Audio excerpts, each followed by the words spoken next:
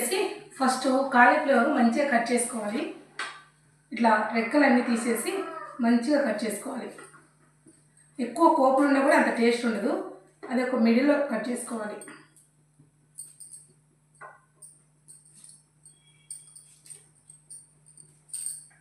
ఇలా కట్ చేసుకోవాలి పిలకలన్నీ.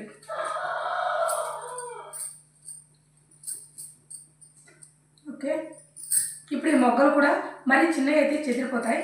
మరి పెద్ద కాకుండా చిన్న చిన్నగా కొంచెం ఇదో ఈ సైజ్ తీసుకుంటే సరిపోతుంది.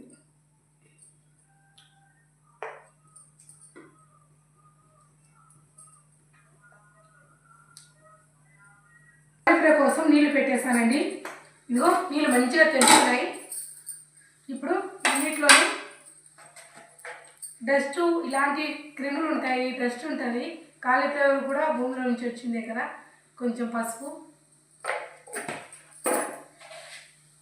సాల్ట్ వేసి కాలీఫ్లవర్ వేసేద్దాం.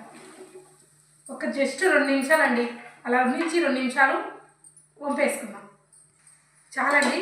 ఇప్పుడు ఇవన్నీ వంపేసుకోవాలి. ఈ డస్ట్ అంతా పోయి ఉంటుంది మ్యాక్సిమం. ఇది తీసేసుకుందాం. మైదా 1 టేబుల్ స్పూన్,